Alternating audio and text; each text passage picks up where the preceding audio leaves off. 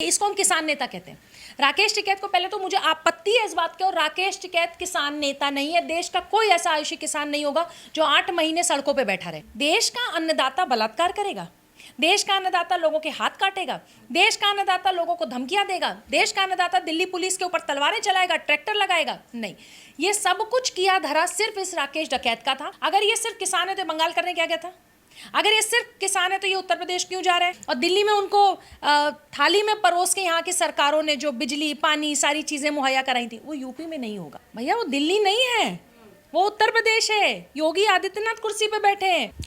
नमस्कार, आप देख रहे हैं ओ न्यूज़ हिंदी और मैं हूं आपके साथ आयुषी श्रीवास्तव। परसों एक वीडियो भी राकेश टिकैत का सामने आया था जिसमें वो तंबू खाड़ते हुए दिखाई दे रहे थे और उनका ये साफ कहना है कि जाम हमारी वजह से नहीं लगा है। ये जो गाजीपुर बॉर्डर पर जाम लगा है, रास्ता रोका गया है, ये दिल्ली पुलिस की वजह से रोका गया है और मोदी सरकार की वजह से रोका गया है। इसी मुद्दे पर हमारे साथ ज्यादा बातचीत करने के पीटी पांडे जी मौजूद है। मैम, बहुत बहुत शुक्रिया हमारे चैनल के साथ। आप इस पूरे के पूरे मामले को किस तरीके से देखते हैं? एक तरफ जहाँ राकेश टिकैत ये कहते हैं कि हम वहां से हटेंगे नहीं, तो दूसरी तरफ कहते हैं कि हमने रास्ता नहीं जाम किया, मोदी सरकार ने की।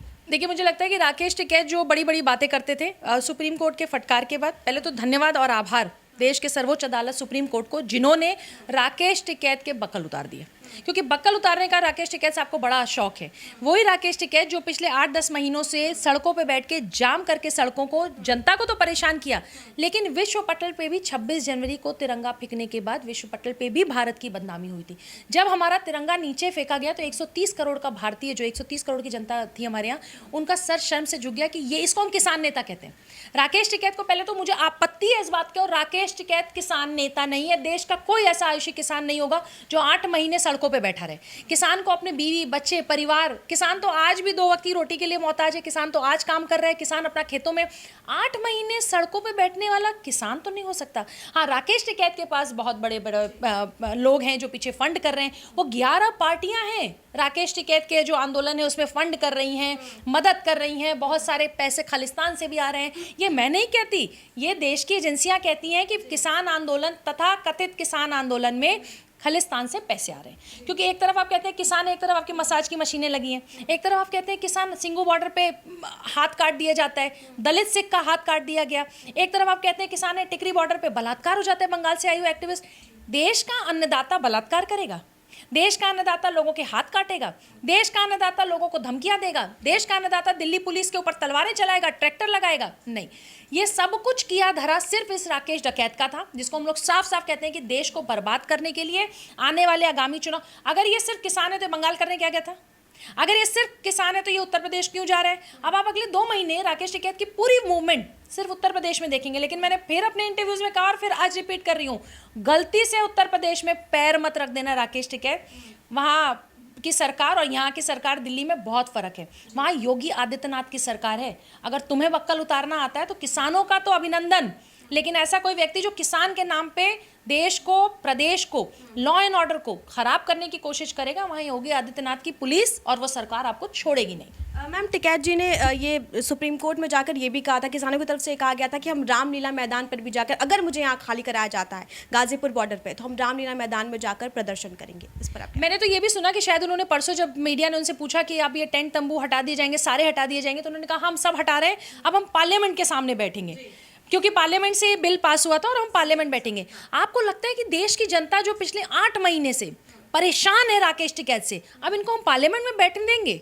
मैं तो सारे राष्ट्रवादियों से कहती हूँ कि जिस दिन राकेश टिकैत पार्लियामेंट में बैठे, आप इतना इसके खिलाफ हैशटैग चलाइए, सरकार से कहिए कि भैया इसको आप बीचों बीच शहर में नहीं बैठने दे सकते। लॉ एंड ऑर्डर सबके लिए। सुप्रीम कोर्ट ने भी बात कही, माननीय सुप्रीम कोर्ट ने भी बात कही, जो देश की सबसे बड़ी अदालत है, कि आपको धरना प्रोटेस्ट का अधिकार है, लेकिन आपके धरने और प्रोटेस्ट में अगर आम जनता को परेशानी हो रही है, आपको उसका अधिकार नहीं। ये जंतर मंतर पे भी प्रोटेस्ट करना चाहते थे, उसमें भी इनको फटकार लगी थी कि अभी तो आप सड़कों के बाहर, शहर के बाहर सड़कों पे बैठ के आप सबको परेशान कर रहे हैं, आपने सबका जीना हराम कर रखा है, और अब आपको हम शहर के बीचों बीच जाने दें शहर का गला घोटने के लिए। तो ये जो फटकार पड़ी है सुप्रीम कोर्ट ऑफ इंडिया से, आई एम 100% श्योर कि राकेश टिकैत की भी हालत इसीलिए खराब हो गई क्योंकि अदालत ने बार बार कहा है कि सरकार रोड सड़कें खाली कराए। और दिल्ली पुलिस के ऊपर इल्जाम लगाने से पहले दिल्ली पुलिस के ऊपर तलवार राकेश टिकैत के लोगों ने चलाया।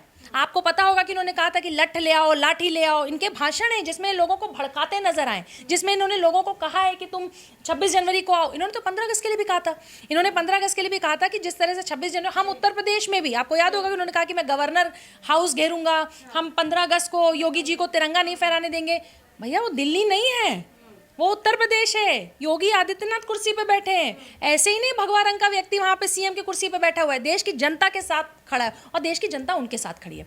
राकेश टिकैत ने जो गलतियां, जो बदतमीजियां दिल्ली में की हैं, जो तंग उन्होंने दिल्ली में किया है, और दिल्ली में उनको थाली में परोस के यहाँ की सरकारों ने जो बिजली, पानी, सारी चीज़ें मुहैया कराई थी, वो यूपी में नहीं होगा। तो ये गलती जो है कि दिल्ली कर रहे हैं, अगर ये किसी दूसरे राज्य में करेंगे तो इनके भी बक्कल उतारेगी सरकार पूरी तरीके से। एक आखिरी सवाल आपसे ले चलती हूँ मैम। लखीमपुर केस की बात की जाए तो राकेश टिकैत शुरू से ही वहाँ पर जाके फ्रंट पे जाके बैठ गए थे, लेकिन सिंधु बॉर्डर की बात की जाए तो वो चुप्पी साध देते। वो ये कहते हैं हमारा इससे कोई लेना देना नहीं। मैं तो राकेश टिकैत साहब से कहूँगी, राकेश टिकैत आप भी दिल्ली में हैं, मैं भी दिल्ली में हूँ। आप तथाकथित किसान नेता है, मैं सोशल एक्टिविस्ट हूँ। यहाँ से राजस्थान जयपुर 5 घंटे का रास्ता है, जो बहुत पास है। लखीमपुर तो दूर है। तो मैं कह रही हूँ कि अभी 2-3 दिन पहले जो एक लड़की का जयपुर में बलात्कार हुआ, बलात्कार के बाद उसकी बॉडी को काट दिया गया है, उसके पैरों को काट दिया गया है। वहां पे ना भाई बहन जाते हैं, ना वहां पे राकेश टिकैत जाते हैं। आप चलिए, मैं आपके साथ हूं।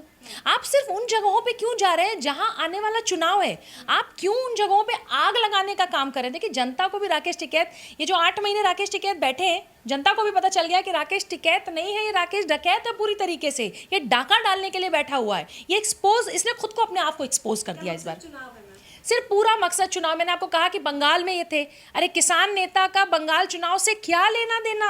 ममता बनर्जी से क्यों मिले आप उत्तर प्रदेश क्यों जा रहे हैं? आप 5 राज्य जहां पे चुनाव है, वहां पे राकेश टिकैत अपने 11 पार्टियों के साथ, जो विपक्षी पार्टियां, उनके साथ ये बैठे मिलेंगे। फंड तो इन्हीं से मिल रहा है। ये तो सिर्फ पपेट है, ये सिर्फ पपेट है। पीछे बाकी इनके आका लोग इनको फंड कर रहे हैं।